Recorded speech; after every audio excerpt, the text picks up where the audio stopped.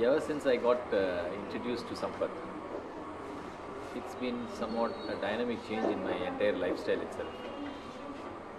The first time I got to meet him was in his office I think it's about 9 months back. I came for a meeting for about half an hour. That was the scheduled time for the meeting between me and him. And we ended up chatting for about 4 hours.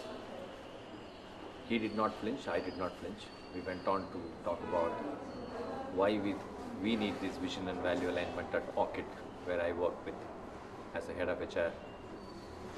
And he was sharing his experience of how he created the DNA of decision making, the vision value alignment. And that's where the journey started.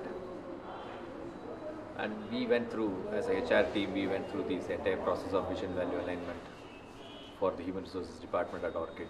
We are a team of about 45, and we started this journey. And now we have started introducing this concept to the senior management team also. 27 of the vice presidents and the managing director inclusive, all of us are going through this process of the vision value alignment. To me, I guess it's an important and integral part of everybody's life. As a matter of fact, first time when I sat in this vision value alignment, I was trying to dismiss it to say that it is not for people above 50 and it is for youngsters, they should get used to it. But on the end of the day one, I realized how important it is for everyone. That's when my conviction on this entire process started.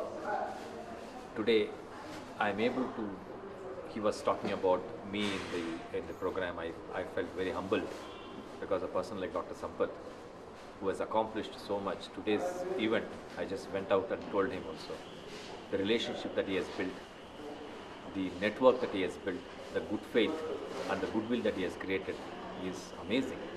And for that man to recognize me, to say that he is learning something from me, was very, very humbling experience for me.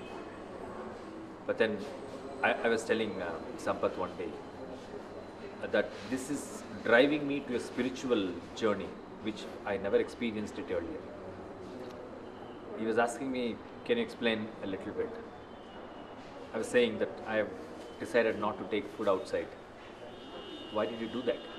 He said, one of the vision, one of the values that I am trying to set for myself is something emanating from the workshops that you did. And hence there is a complete change of course that is happening within myself. I could feel it, that it's happening within me. So much so, I am so much caught up with this entire process. I want everyone to enjoy this process. Even in my senior management team, 6 months back what I was and 6 months and later what I am now, I could see a sense of change. The senior management team is feeling it. I am talking more about belief, I am talking about values, I am talking about vision, I am talking about alignment. And I have used this DNA for decision making so extensively.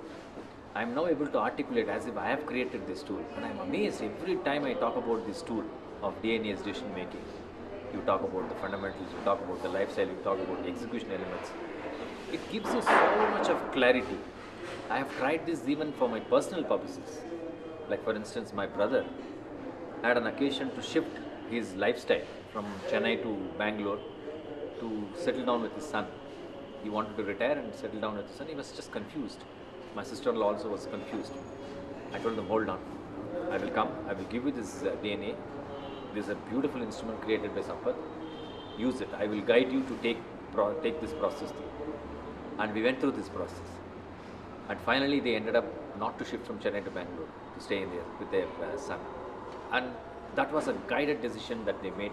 And they realized that if they do that, they should be visiting the son and not to be going and staying forever. In organization setup, I have used it for 3 times. One on the organizational structuring, one on the compensation belief, and one on the talent belief. I have tried this and it is working out well.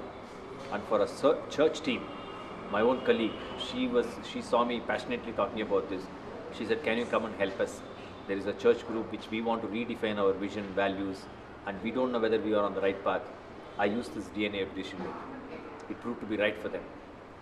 So this is giving a joyous feeling for me, personally for me. It gives me a tremendous joyous feeling.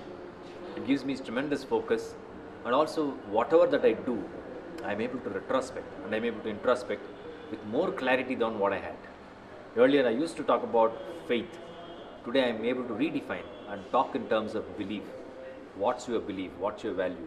Like, we were having a long chat with the senior management team about performance management. When it came to performance management, I was able to tell them forthright that what we get believed will get done. Forget the old axiom. What gets measured gets done. Forget that. Rewrite that. Please say what you what you believe will get done. If you don't believe, you are not going to bring a performance culture. So let's start first right. What is our belief as far as performance is concerned?